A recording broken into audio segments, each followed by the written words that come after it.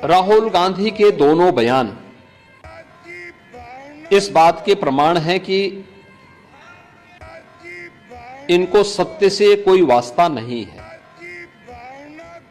हमने लोकसभा चुनाव कैंपेन के दौरान भी देखा है, अनर्गल प्रलाप करके इन्होंने जिस प्रकार की गुमराह करने वाले वक्तव्य दिए थे, झूठे वक्तव्य दिए थे, संविधान का गला घोंटने वाले लोग संविधान के बारे में गुमराह करने वाले वक्तव्य देने के लिए विदेशी पैसे के बल पर चुनाव को प्रभावित करने का इन्होंने प्रयास किया।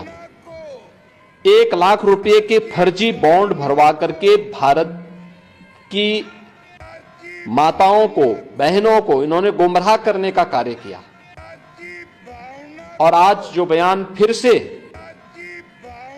राहुल गांधी ने दिए हैं वो अत्यंत निंदनीय है और शर्मनाक भी। अयोध्या को उसकी पहचान से वंचित किसने किया था? क्या ये सच नहीं कि इंडी गठबंधन से जुड़े हुए लोग इसके लिए जिम्मेदार हैं? श्री राहुल गांधी और उनके सहयोगी इस बात के लिए जिम्मेदार हैं जिन्होंने न केवल अयोध्या को वनवास दिया था बल्कि सरयू मैया के रक्त के जल को भी रक्त रंजित करने का कार्य किया था।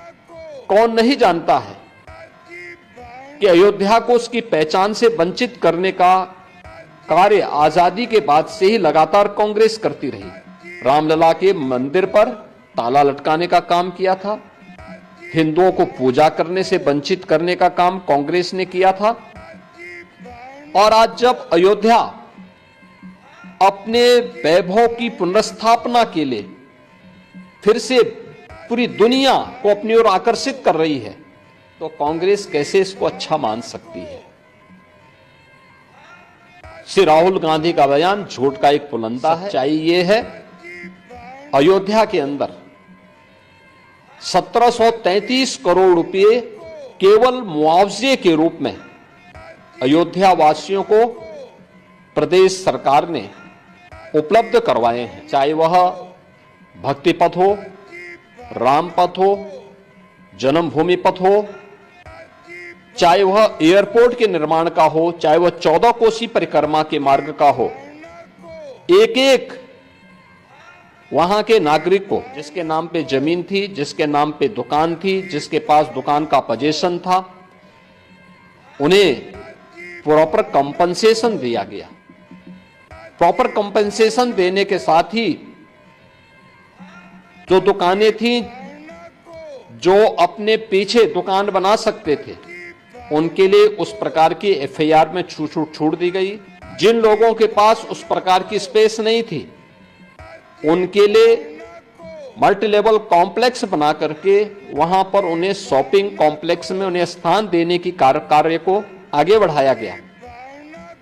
श्री राहुल गांधी के बयान सत्य से परे हैं, झूठ का एक पुलंदा है।